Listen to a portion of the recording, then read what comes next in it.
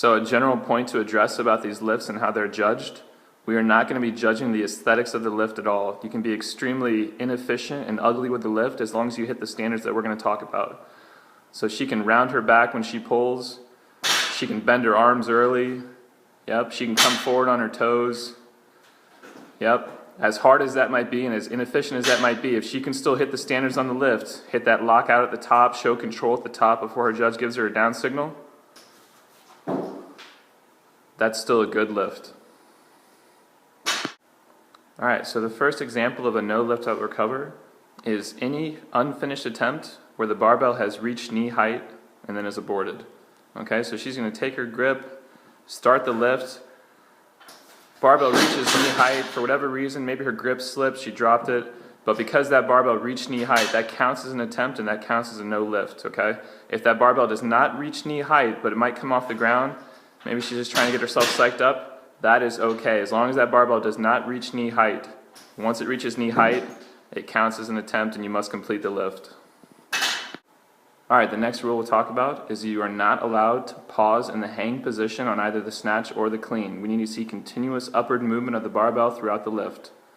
So Kat's going to go up, she pauses at the hang, she completes the lift. That's a no lift though because she paused there at the hang. Continuous upward movement of the barbell. Alright, next rule we'll cover.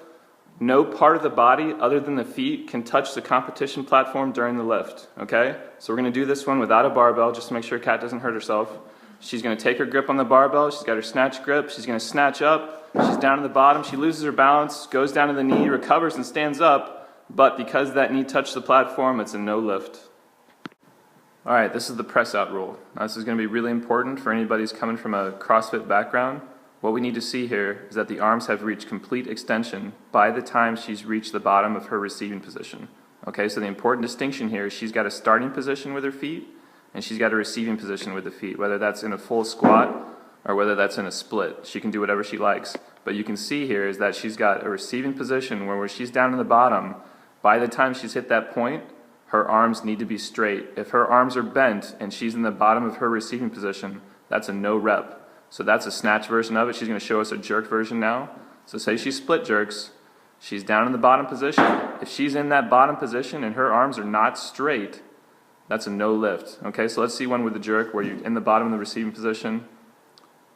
She's there, arms are bent a little bit, she straightens them out, fully stands up, that's a no rep. Here's some examples of a press out with the bar now. So she's going to show us a snatch with a press out.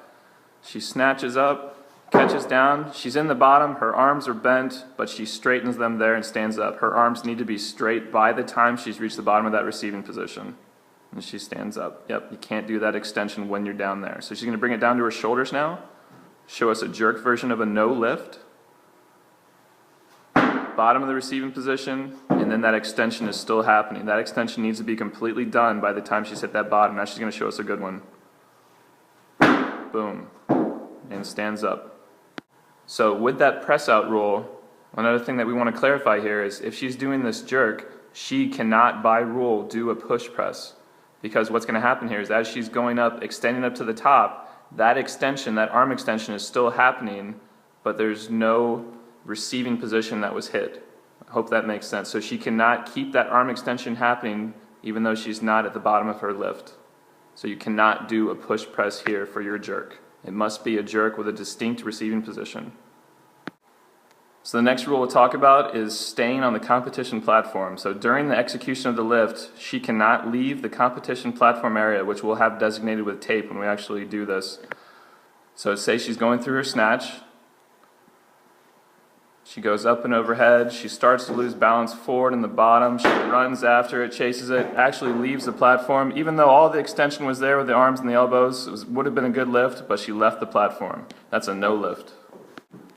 Next rule we'll talk about is bending the elbows during the recovery. So she snatched the weight, she caught it in a full snatch, she caught with complete extension of the arms, but during the recovery, the elbows rebent for whatever reason and then re-extended. This is going to be a no lift.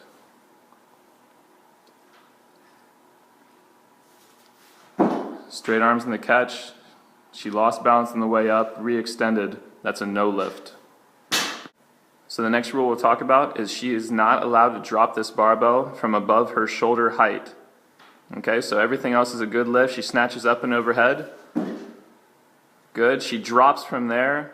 She was super happy about hitting her lift and just walked away, got excited. You need to control that bar down past shoulder height or else that's a no lift.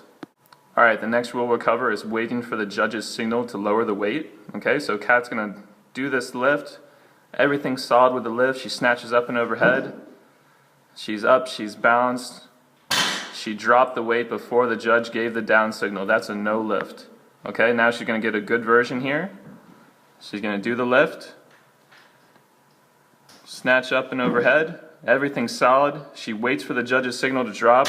She drops down. We saw it each time she lowered the bar down past shoulder height. Alright, the next rule we'll talk about is the barbell being aligned with the feet at the top at full extension. It must stay there for the judge to give you your down signal. So she's going to snatch up overhead. The barbell is going to start rotating, misaligned with the feet. She's going to drop from there. Even though everything else looked good, that barbell was not aligned with her feet at the finish of the lift. Okay? So she's going to do this one more time for us. She's going to snatch up and overhead. Things might get out of alignment. Her trunk starts rotating. If she can bring that barbell back in alignment with her feet, her judge gives her her down signal and then she drops. That's a good lift. So one specific rule for the snatch is the barbell cannot touch your head as it's going up. What might happen for some people is as they're going up really slowly, this barbell might graze her forehead, might touch her hair as it goes up. Everything else might have looked good. She might have caught in full extension in the bottom of the receiving position, but if that barbell grazed her head or her hair as it went up, that's a no lift. Alright, a rule specific for the clean is called an intermediate clean or a dirty clean. This is a no lift. So what's going to happen here is she's going to clean this bar up and pretend that she's doing a power clean. If she catches down low on her chest or down front on her shoulders and she stands up from there, she cannot reposition that barbell up higher on her shoulders. Go ahead, Kat, push it up higher. She can't push that guy up higher on her shoulders there. Wherever that bar cleaned to, even if it was down low on her chest or in front of her shoulders, she then has to jerk from that position. Good. And down. So show them one more time. Catch it really low down your chest. Elbows might be behind the bar. So it's ugly, ugly power clean. Good. It's super heavy. She stands up. She can't reposition that barbell. If she repositions that, that's a no lift. And down. Now just to sort of clarify, as we transition from the clean to the jerk, if she cleans that bar, gets it up on top of her shoulders, she's up. Good. Now from this position here, she can do a little bit of a pop and reposition those hands. That's completely fine, okay? The barbell did not change its purchase on the shoulders at all. All she did was drag her hands out to the outside, dig them underneath the bar, and get ready for her jerk. That hand transition is completely fine, and that is legal. What we're not allowing, and what we're calling an incomplete jerk, or an incomplete clean, I should say, is if it's caught down low on the chest, in front of the shoulders, and then you bring it up higher on the shoulders, okay? That's a no lift. So another rule specific to the clean, if she goes down through a squat clean, her elbows or arms cannot touch her knees or her thighs. Going down, she gets some contact there, she stands up, that's a no lift. You can't have any contact with your arms on your legs. So now a rule specific for the jerk, say she had a successful clean. She's up at the top, barbell's on the shoulders, she can reposition her hands, she's getting ready to jerk. Any attempt to jerk here which is not completed, so she just didn't feel that dip and drive, didn't feel good, but she tried it, that counts as an attempt, okay? So even though that second one was a good lift, because she attempted that first one, that's a no lift.